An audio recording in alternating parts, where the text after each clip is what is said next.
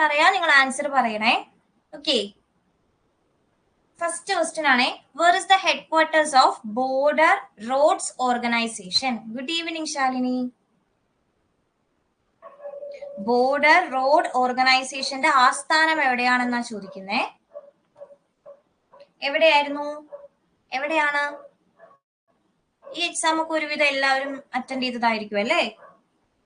എവിടെയാ? Option A New Delhi ആണ് കേട്ടോ. എവിടെയാണ്? Border roads organisation. ഇതിന്റെ ആസ്ഥാനം എവിടെയാ എന്ന് ചോദിച്ചു കഴിഞ്ഞാൽ ന്യൂഡൽഹി ആണ് കേട്ടോ ആൻസർ. ഇതിനെ കുറിച്ച് കൂടുതലായിട്ട് റിലേറ്റഡ് ഫാക്ട്സ് ഒന്നും പറയേണ്ട ആവശ്യമില്ല അല്ലെ. ഇതൊക്കെ എപ്പോഴും ഏതെങ്കിലും ഒരു ഹെഡ് ക്വാർട്ടേഴ്സ് അവർ ചോദിക്കും. നമുക്ക് തീരെ അറിയാൻ സാധിക്കാത്തതും കഷ്ടമുള്ളതാണല്ലേ അവർ ചോദിക്കാറ് മിക്കപ്പോഴും ഓരോന്നിന്റെ ഹെഡ് ക്വാർട്ടേഴ്സ്. അപ്പൊ ഇതിനെ, ഈ ബോർഡർ റോഡ് ഓർഗനൈസേഷനെ കുറിച്ച് ഞാൻ ഡീറ്റെയിൽ ആയിട്ട് പറയേണ്ട ആവശ്യമില്ലല്ലോ. അപ്പൊ ബോർഡർ റോഡ് ഓർഗനൈസേഷന്റെ ഹെഡ് ക്വാർട്ടേഴ്സ് എവിടെയാന്ന് ചോദിച്ചു കഴിഞ്ഞാൽ ന്യൂഡൽഹി ആണ്. അതെ, ഓക്കെ, ഓപ്ഷൻ എ ആണ്. അടുത്ത ക്വസ്റ്റ്യനിലേക്ക് പോയാലോ. Name the Indian doctor who discovered oral rehydration therapy. ആരാ കൊണ്ടുവന്നേ? ഓപ്ഷൻ ബി ആണല്ലേ, ഡോക്ടർ ദിലീപ് മഹലാനോബിസ് ആണല്ലേ. അദ്ദേഹം 2022 കേട്ടോ മരിച്ചത്. ഒരു കറണ്ട് അഫയേഴ്സ് ആണെന്ന് പറയാം. ഓക്കെ, ക്വസ്റ്റ്യൻ 2022 അദ്ദേഹം മരിച്ചത്. അദ്ദേഹം എന്തായിരുന്നു? ORS അല്ലെ, ഓറൽ റീഹൈഡ്രേഷൻ തെറാപ്പി ഡിസ്കവർ ചെയ്തത് ആരായിരുന്നു? ദിലീപ് മഹലാനോബിസ് ആണ് കേട്ടോ. ഡോക്ടർ ദിലീപ് മഹലാനോബിസ് ആണ്. അദ്ദേഹത്തിന് 2023 പത്മവിഭൂഷൺ കിട്ടിയിട്ടുണ്ട് കേട്ടോ. ഓക്കെ, രണ്ടാമത്തെ ഏറ്റവും വലിയ സിവിലിയൻ പരമോന്നത ഇതാണല്ലേ എന്ത്? പത്മവിഭൂഷൺ. പത്മവിഭൂഷൺ. അപ്പൊ രണ്ടാമത്തെയാണ് സിവിലിയൻ ബഹുമതിയാണല്ലേ പത്മവിഭൂഷൺ എന്ന് പറയുന്നത്. അപ്പൊ അദ്ദേഹത്തിന് 2023 പത്മവിഭൂഷൺ കിട്ടിയിട്ടുണ്ടായിരുന്നു. അതുകൊണ്ടാണ് കറണ്ട് അഫയേഴ്സ് റിലേറ്റഡ് ക്വസ്റ്റ്യൻ ആണ് കേട്ടോ. അപ്പൊ ഓറൽ റീഹൈഡ്രേഷൻ തെറാപ്പി ഡിസ്കവർ ചെയ്ത ഇന്ത്യൻ ഡോക്ടർ ആരാ എന്ന് ചോദിച്ചാൽ ഡോക്ടർ ദിലീപ് മഹലാനോബിസ് ആണ്. ഓക്കെ, അദ്ദേഹം 2022 മരിച്ചത്. അദ്ദേഹത്തിന് 2023 പത്മവിഭൂഷൺ കിട്ടിയിട്ടുണ്ട്. ഓക്കെ, അടുത്ത ക്വസ്റ്റ്യനിലേക്ക് പോയാലോ. 2 ക്വസ്റ്റ്യനും ക്ലിയർ അല്ലേ? അടുത്തത്, who is the father of super computer? വെറും കമ്പ്യൂട്ടർ അല്ല ചോദിക്കണേ. കമ്പ്യൂട്ടറിന്റെ പിതാവ് ആരാ എന്ന് ചോദിച്ചാൽ നമുക്ക് ചാൾസ് ബാബേജ് ഉത്തരമുണ്ട്. സൂപ്പർ കമ്പ്യൂട്ടറിന്റെ പിതാവാ ചോദിക്കുന്നത്. ആരാ സൂപ്പർ കമ്പ്യൂട്ടറിന്റെ പിതാവ്? സൂപ്പർ കമ്പ്യൂട്ടറിന്റെ പിതാവ് ആരാണ്? ഓപ്ഷൻ ബി സൈമർ ക്രേ ആണ് കേട്ടോ. ഓപ്ഷൻ ബി സൈമർ ക്രേ ആണ്. കമ്പ്യൂട്ടറിന്റെ പിതാവ് ആരാ എന്ന് ചോദിച്ചാൽ ചാൾസ് ബാബേജ് ആണ്. സൂപ്പർ കമ്പ്യൂട്ടറിന്റെ പിതാവ് ആരാ എന്ന് ചോദിച്ചാൽ സൈമർ ക്രേ ആണ് കേട്ടോ. ഓക്കെ, ആഡം ഓസ്ബോൺ ആരാ? അദ്ദേഹമാണ് ഓസ്ബോൺ 1 കണ്ടുപിടിച്ചത്. ഫസ്റ്റ് സക്സസ്ഫുൾ പോർട്ടബിൾ കമ്പ്യൂട്ടർ കേട്ടോ. നമുക്ക് കയ്യിൽ കൊണ്ട് നടക്കാൻ പറ്റുന്നതാണ് അല്ലെ പോർട്ടബിൾ എന്ന് പറയുന്നത്. അപ്പൊ പോർട്ടബിൾ കണ്ടുപിടിച്ചത്, ഫസ്റ്റ് സക്സസ്ഫുൾ പോർട്ടബിൾ കമ്പ്യൂട്ടർ കണ്ടുപിടിച്ചത് ആരാ എന്ന് ചോദിച്ചു കഴിഞ്ഞാൽ ആഡം ഓസ്ബോൺ ആണ് കേട്ടോ. ഓസ്ബോൺ 1 ആണ്. ഓക്കെ, അലൻ ഷുഗാർട്ട് ആരാ? അലൻ ഷുഗാർട്ട് ഓപ്ഷൻ ഡി ആണ് പറയണേ. അലൻ ഷുഗാർട്ട് ആരാ വെച്ചാൽ ഫാദർ ഓഫ് ഹാർഡ് ഡിസ്ക് ആണ് കേട്ടോ. ആരാണ്? Father of hard disk. Okay, അപ്പൊ സൂപ്പർ കമ്പ്യൂട്ടറിന്റെ പിതാവ് ആരാണ്? സൈമർ ക്രേ ആണ്. കമ്പ്യൂട്ടറിന്റെ പിതാവ് ആരാ എന്ന് ചോദിച്ചാൽ ചാൾസ് ബാബേജ് ആണ്. ഓസ്ബോൺ 1 എന്നത് ഏതാണ്? ഫസ്റ്റ് സക്സസ്ഫുൾ പോർട്ടബിൾ കമ്പ്യൂട്ടർ ആണ് കേട്ടോ. എന്താണ്? ഫസ്റ്റ് സക്സസ്ഫുൾ പോർട്ടബിൾ കമ്പ്യൂട്ടർ ആണ് ഏത്? ഓസ്ബോൺ 1. ഓക്കെ, അതാണ് ആഡം ഓസ്ബോണിന്റെ. അലൻ ഷുഗാർട്ട് ആരാ എന്ന് ചോദിച്ചു കഴിഞ്ഞാൽ ഹാർഡ് ഡിസ്കിന്റെ പിതാവാണ്, father of hard disk. Okay ആണോ? ഓക്കെ ആണോ? അടുത്തത് പൊക്കോട്ടെ. അടുത്ത ക്വസ്റ്റ്യൻ ആണ്, the part of the computer that does the arithmetical calculation. Arithmetical calculation ചെയ്യുന്ന ഭാഗം ഏതാ കമ്പ്യൂട്ടറിന്റെ? നമുക്ക് CPU വേഗം അറിയൂ അല്ലേ? ബ്രെയിൻ ഓഫ് ദ കമ്പ്യൂട്ടർ ആണ് അല്ലെ. കമ്പ്യൂട്ടറിന്റെ തലച്ചോറ് എന്നറിയപ്പെടുന്നത് ഏതാണ്? സെൻട്രൽ പ്രോസസിംഗ് യൂണിറ്റ് ആയ CPU. എന്താണ്? Brain of the computer. എന്നാൽ മാത്തമാറ്റിക് കാൽക്കുലേഷനും വിശകലനം എന്നീ പ്രക്രിയകൾ നടത്തുന്ന കമ്പ്യൂട്ടറിലെ ഭാഗം ഏതാ എന്ന് ചോദിച്ചാൽ ഏതാണ്? അർത്തമാറ്റിക് ആൻഡ് ലോജിക്കൽ യൂണിറ്റ് ആണ് അല്ലെ. ഓപ്ഷൻ എ ആണ് answer. ALU, arithmetic and logic unit ആണ് ALU. അർത്തമാറ്റിക്കൽ കാൽക്കുലേഷൻ നടത്തുന്ന ഏതാണ്? ALU ആണ്. ഓക്കെ, എന്നാൽ CU എന്താ? CU എന്താ? കമ്പ്യൂട്ടറിലെ എല്ലാ യൂണിറ്റുകളെയും നിയന്ത്രിക്കാനും ഏകോപിപ്പിക്കാനും വേണ്ടി ചെയ്യുന്ന യൂണിറ്റ് ആണ് ഏത്? CU, അതായത് കൺട്രോൾ യൂണിറ്റ്. കൺട്രോൾ യൂണിറ്റ് കേൾക്കുമ്പോൾ തന്നെ അറിയാലോ, കൺട്രോൾ ചെയ്യാൻ വേണ്ടിയിട്ട്. ഓക്കെ, എന്താണ്? കമ്പ്യൂട്ടറിലെ എല്ലാ യൂണിറ്റുകളെയും നിയന്ത്രിക്കുകയും ഏകോപിപ്പിക്കുകയും ചെയ്യുന്ന യൂണിറ്റ് ആണ് ഏത്? Control unit. ഓക്കെ, റാം ആണെങ്കിലോ, റാം എന്താ? റാൻഡം ആക്സസ് മെമ്മറി ആണ് കേട്ടോ. റാമിന്റെ ഫുൾ ഫോം എന്താണ്? Random access memory. നിങ്ങൾ കേട്ടിട്ടുണ്ടോ? അതായത് മെമ്മറി യൂണിറ്റ് കേട്ടിട്ടുണ്ടോ? മെമ്മറി യൂണിറ്റിൽ 2 ഭാഗം ഉണ്ടാവും അല്ലെ? പ്രൈമറി മെമ്മറിയും ഉണ്ട്, സെക്കൻഡറി മെമ്മറിയും ഉണ്ട് അല്ലെ? പ്രൈമറി ഉണ്ട്, സെക്കൻഡറി, ഇതൊക്കെ നമ്മൾ സ്കൂളിൽ പഠിച്ചിട്ടുള്ളതാ അല്ലെ? കുറെ പേര് മറന്നു പോയിട്ടുണ്ടാവും. എല്ലാവരും മറന്നു പോയിട്ടുണ്ടാവും അല്ലെ? നമ്മൾ IT ഒക്കെ പഠിച്ചതാ. ചിലവര് 10 വരെ IT പഠിക്കണ്ടാവുള്ളൂ അല്ലേ? ഓക്കെ, ഇത്രയേ ഉള്ളൂ. മെമ്മറി യൂണിറ്റ് ഉണ്ട്. മെമ്മറി യൂണിറ്റിനെ 2ആയി തിരിച്ചിട്ടുണ്ട്. പ്രൈമറി മെമ്മറി ഉണ്ട്, സെക്കൻഡറി മെമ്മറി ഉണ്ട്. ഓക്കെ, ഈ മെയിൻ മെമ്മറി എന്നറിയപ്പെടുന്നതാണ് പ്രൈമറി മെമ്മറി. ഈ പ്രൈമറി മെമ്മറിനെയാണ് 2ആയിട്ട് ഡിവൈഡ് ചെയ്തിട്ടുണ്ട്. പ്രൈമറി മെമ്മറിനെ തന്നെ എന്തായിട്ട് ഡിവൈഡ് ചെയ്തിട്ടുണ്ട്? 2ആയിട്ട് ഡിവൈഡ് ചെയ്തിട്ടുണ്ട്. അതാണ് ഈ റാമും റോമും. റാമും റോമും കേൾക്കുമ്പോൾ ഓർമ്മ വരുന്നില്ലേ നിങ്ങൾക്ക്? റാൻഡം ആക്സസ് മെമ്മറിയും റീഡ് ഒൺലി മെമ്മറിയും ആണ് അല്ലേ? റാമും റോമും. റാൻഡം ആക്സസ് മെമ്മറി, റോം ആണെങ്കിലോ റീഡ് ഒൺലി മെമ്മറി അല്ലെ? ഈ റാം പറയണത് എന്താണ്? താൽക്കാലിക മെമ്മറിയാണ്. എന്ത്? ഒരു ടെമ്പററി മെമ്മറിയാണ് എന്ത്? റാം എന്ന് പറയുന്നത്. ഓക്കെ, അതായത് കമ്പ്യൂട്ടർ ടേൺ ഓഫ് ചെയ്ത് കഴിഞ്ഞാൽ എല്ലാ ഇൻഫോർമേഷനും നഷ്ടമായിട്ട് പോകും.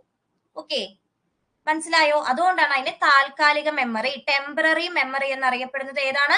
റാം ആണ്. അതാണ് ഏറ്റവും ഇമ്പോർട്ടന്റ് പോയിന്റ് കേട്ടോ. റാമിന്റെ ഇമ്പോർട്ടന്റ് പോയിന്റ് എന്താണ്? കമ്പ്യൂട്ടർ ടേൺ ഓഫ് ചെയ്ത് കഴിഞ്ഞാൽ അതിലെ എല്ലാ ഇൻഫോർമേഷനും നഷ്ടമായിട്ട് പോകും.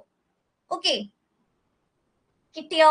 എന്നാൽ റീഡ് ഒൺലി മെമ്മറി ആണെങ്കിലോ ജസ്റ്റ് ഓപ്പോസിറ്റ് ആണ്. സ്ഥിരവും മാറ്റം വരുത്തുവാൻ സാധിക്കാത്തതുമായിട്ടുള്ള മെമ്മറിയാണ് ഏത്? Read only memory. അതായത് കമ്പ്യൂട്ടർ ടേൺ ഓഫ് ചെയ്താലും ഇൻഫോർമേഷൻ നഷ്ടമായിട്ട് പോവില്ല. ഓക്കെ, നിങ്ങൾ 2 പോയിന്റ്സ് മാത്രം ആലോചിച്ചാൽ മതി. റാമിലെയും റോമിലെയും പ്രൈമറി മെമ്മറിയിൽ 2 എണ്ണം വരുന്നതാണ് റാമും റോമും. Random access memory, read only memory. RAM എന്ന് പറയുന്നത് കമ്പ്യൂട്ടർ ടേൺ ഓഫ് ചെയ്ത് കഴിഞ്ഞാൽ ഇൻഫോർമേഷൻ എല്ലാം നഷ്ടമാവും, റാം ആണെങ്കിൽ. റോം ആണെങ്കിലോ കമ്പ്യൂട്ടർ ടേൺ ഓഫ് ചെയ്താലും ഇൻഫോർമേഷൻ നഷ്ടമാകാത്ത മെമ്മറിയാണ് ഏത്? ROM memory, read only memory. കിട്ടിയോ?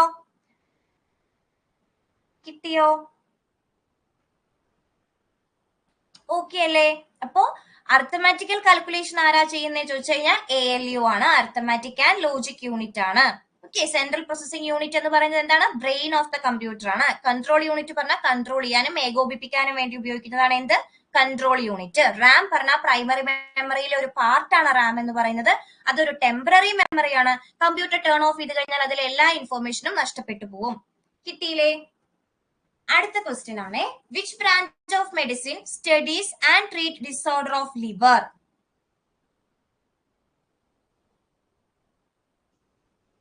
ഏതാ?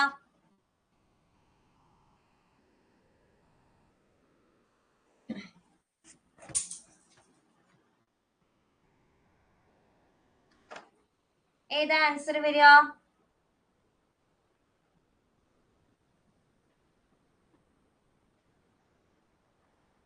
ഓപ്ഷൻ ബി ആണല്ലേ, ഹെപ്പറ്റോളജി.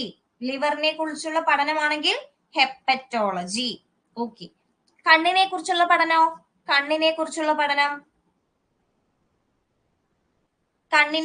പഠനം ഏതാ? വേഗം പറഞ്ഞേ. കുറച്ച് ഇങ്ങനത്തെ സാധനം സ്റ്റഡീസും കൂടെ പറഞ്ഞിട്ട് നമുക്ക് പോവാട്ടോ. Okay, ophthalmology. എന്താണ്? കണ്ണിനെ കുറിച്ചുള്ള പഠനമാണ് ഒഫ്താൽമോളജി. ഓക്കെ, ത്വക്കിനെ കുറിച്ചുള്ള പഠനമാണെങ്കിലോ ത്വക്കിനെ കുറിച്ചുള്ള പഠനമാണെങ്കിലോ അത് ഡെർമറ്റോളജി ആണ് കേട്ടോ. ത്വക്കിനെ കുറിച്ചുള്ള പഠനമാണെങ്കിൽ ഡെർമറ്റോളജി. എന്താണ്? ഡെർമറ്റോളജി. ഓക്കെ, ഹൃദയമാണെങ്കിലോ അതെല്ലാവർക്കും അറിയാം അല്ലെ, കാർഡിയോളജി. ഓക്കെ, കാർഡിയോളജിയാണ്. ഹൃദയമാണെങ്കിൽ കാർഡിയോളജി.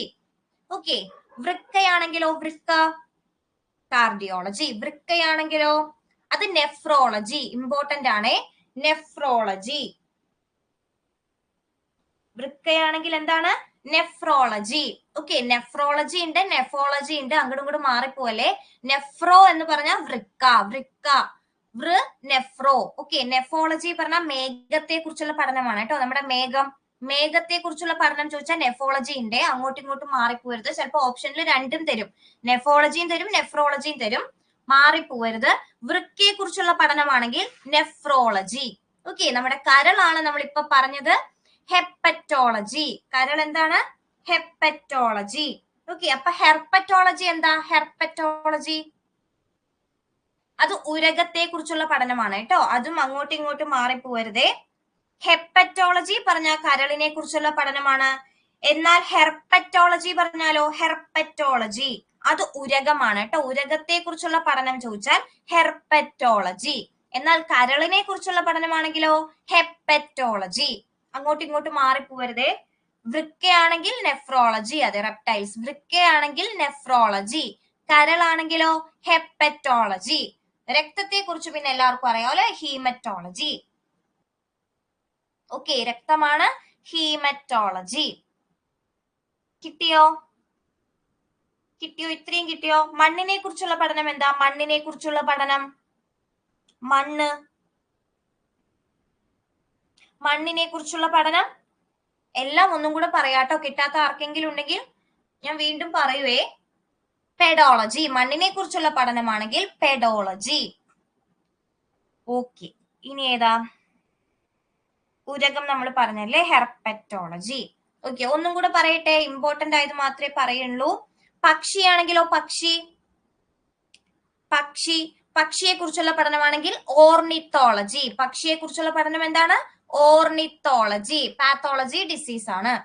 രോഗത്തെ കുറിച്ചുള്ള പഠനമാണെങ്കിൽ പാത്തോളജി. എന്നാൽ രോഗ കാരണം ഉണ്ട് കേട്ടോ, അത് വേറെ സ്റ്റഡിയാണ്.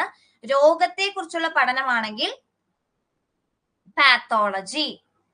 എന്നാൽ രോഗകാരണത്തെ കുറിച്ചുള്ള പഠനമാണെങ്കിലോ എയ്റ്റിയോളജി എന്ന് പറയൂ കേട്ടോ. രോഗകാരണം ഒന്നും ഇമ്പോർട്ടന്റ് അല്ല.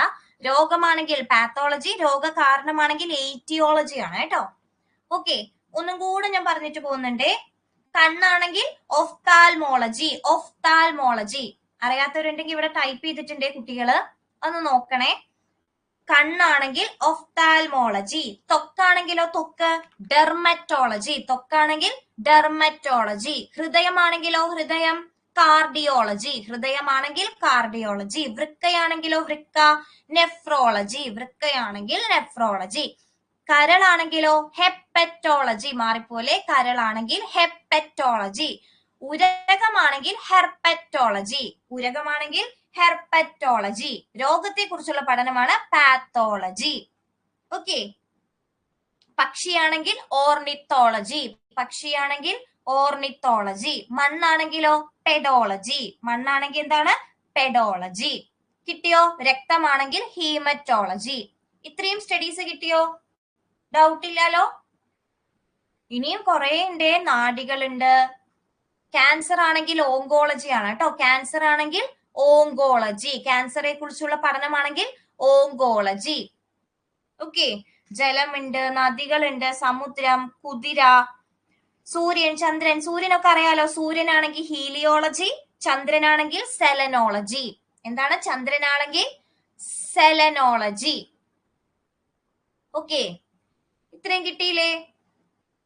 ഇതിന് ഡൗട്ട് ഒന്നുമില്ലല്ലോ. ഇപ്പൊ ലാസ്റ്റ് ഏതൊക്കെയാ പറഞ്ഞേ? വൃക്ക നെഫ്രോളജി, കരൾ ഹെപ്പറ്റോളജി, രക്തം ഹീമറ്റോളജി, പിന്നെ ഏതാ പറഞ്ഞേ? പക്ഷിയാണെങ്കിൽ ഓർണിത്തോളജി. ഓക്കെ, ഇത്രയും കിട്ടിയില്ലേ? ഉരകമാണെങ്കിൽ ഹെർപ്പറ്റോളജി, അങ്ങോട്ടും ഇങ്ങോട്ടും മാറിപ്പോലെ. മേഘത്തെ കുറിച്ചുള്ള പഠനമാണെങ്കിൽ നെഫോളജി. എന്താണ്? നെഫോളജി. കിട്ടിയോ? ഇത്രയും കിട്ടിയില്ലേ? ഓക്കെ, അടുത്തതിലേക്ക് പോട്ടെ.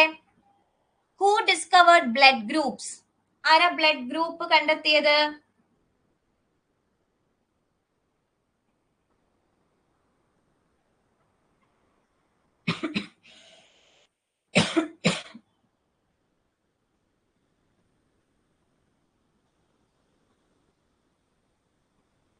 എൻഡോക്രൈൻ.